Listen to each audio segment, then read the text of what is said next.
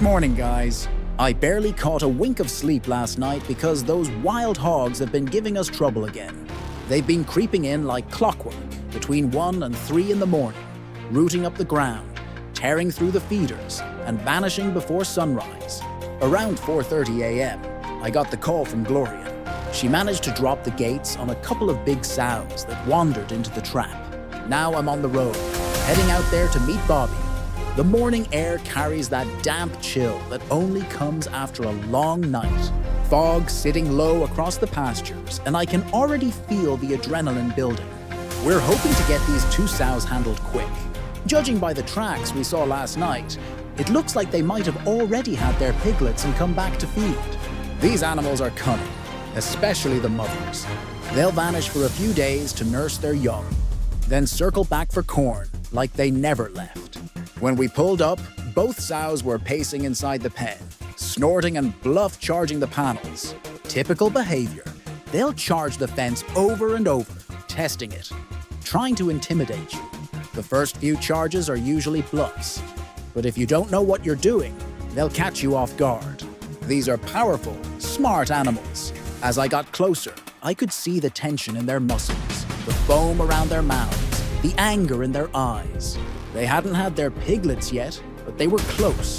Their udders were swollen, milk heavy, and you could smell that musky scent mixed with mud and fear. I crouched a few feet from the gate, checked my .22 suppressor, gave Bobby a quick nod, and within moments it was over. 2 clean shots, lights out, and silence except for the crickets and the slow settling of dust.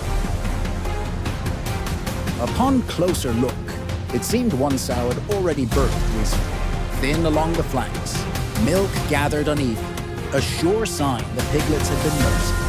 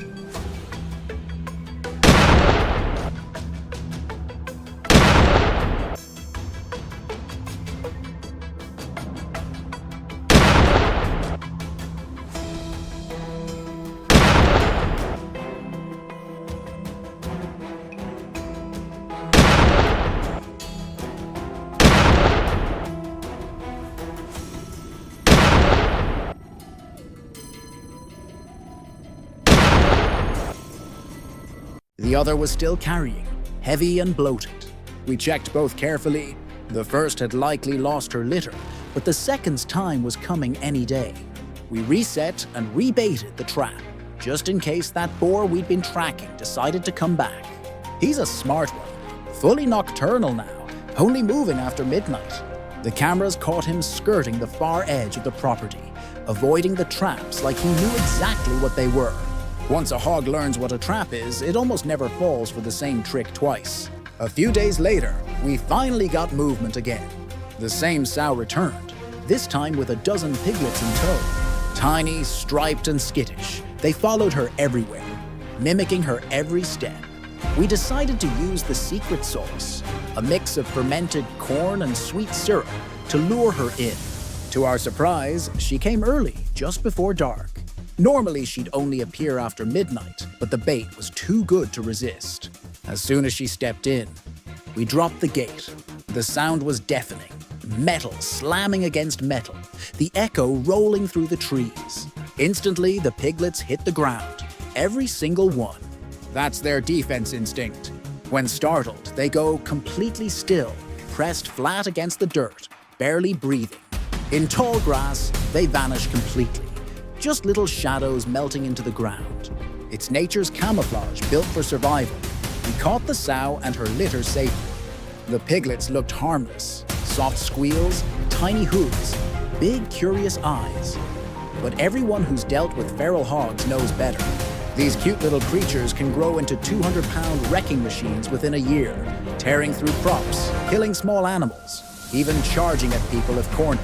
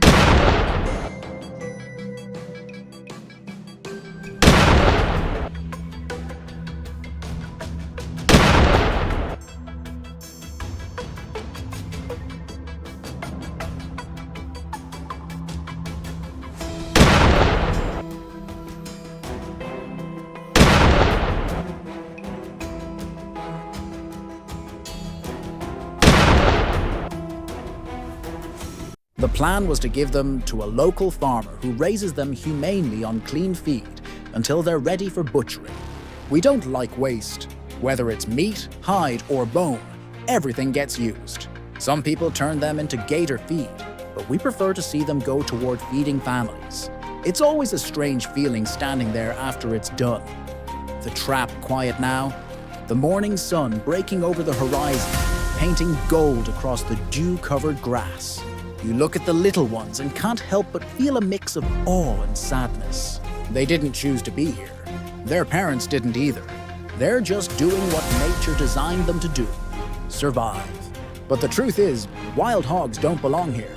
They destroy everything they touch. Crops, fences, native plants, ground-nesting birds, even fawns. They compete for food and water, ruin sources, and carry diseases that spread to livestock. One sow like the one we trapped can produce 2 litters a year, with up to a dozen piglets each time. Do the math. Over 20 new hogs from one female in a single year. Multiply that by thousands, and you've got an ecological disaster. Later that morning, as we loaded the piglets into small dog crates, they squealed and kicked. Some quiet, some fierce. One little boar charged me, teeth tiny but sharp, spirit untamed. I couldn't help but laugh as I scooped him up, his heart racing against my glove. "You're a tough one," I said, gently dropping him in with his brothers. Even at that age, they already showed signs of hierarchy. Some dominant, some docile, some clever enough to hide instead of fight. That's how these animals survive. Every one of them is built from generations of wild instinct.